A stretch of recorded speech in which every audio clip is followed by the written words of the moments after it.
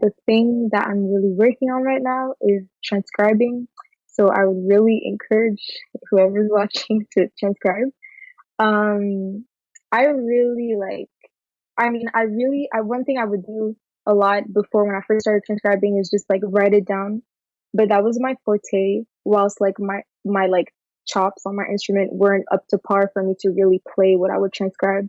Like an example of this is that I actually last year I was like, okay, I'm gonna learn the giant step solo. And I transcribed it in like 45 minutes. It really didn't take me a lot of time to write it down.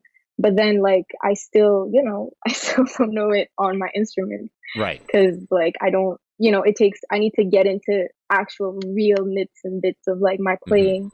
So yeah, that's like one thing I'm all that to say, like, to transcribe as a means to work on your weaknesses and to really like hear, what you love, you know what I'm saying? Like, I don't know, like when I transcribe things I don't really like, it doesn't come through. So right, it's better right, to right. to like really transcribe something that you're attracted to, whether it be a line, anything. Like that's really my tip and advice. I'm kind of have two minds about that. I mean, I definitely am totally in agreement about transcription and just in general playing by ear and figuring things out by ear.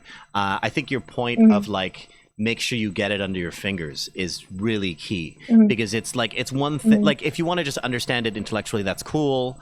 But really, that's almost more of a composer thing or a theoreticist thing, you know. But if you want to actually play, well, you got to be able to play it, you know. But oh man, I lost myself on that little rant. What I was gonna say was something related to. Oh yeah. So you're saying like not necessarily transcribing things you don't like, or at least right now not doing that.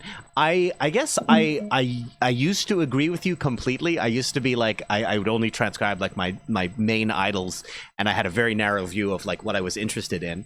But as time goes on, I realized more and more and more that like my fundamentals need a lot more work, and so I've gone back to not that I'm transcribing people I hate or something like that, but like I'm transcribing people that are not like my main guy, but I really need to understand like what this language is and how this works, and I have to go to like not the person that extrapolated 10 steps later, but like go back to that first guy, you know.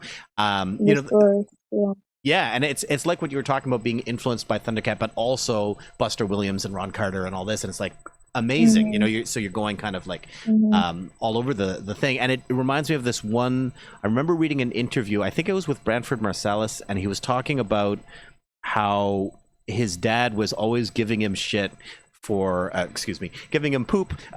He's always giving him, I don't know what I'm saying, it's my stream, I can say whatever the hell I want, but always giving a hard time because he was only interested in like more modern playing and not really interested in stuff further back in the tradition, and apparently what Ellis had said to Branford was, I mean, you know, all these stories, who knows how true they are, but supposedly he said like, you can't know what you like and what you don't like if you don't know all of the music.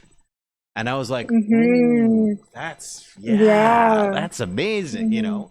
And especially like, you know, there's so much more music to check out now. Like the more we go back and the more we find stuff, like, oh my God, this I don't know, Louis Armstrong or whatever, it's a freaking genius. It's unbelievable, you know. So like I think that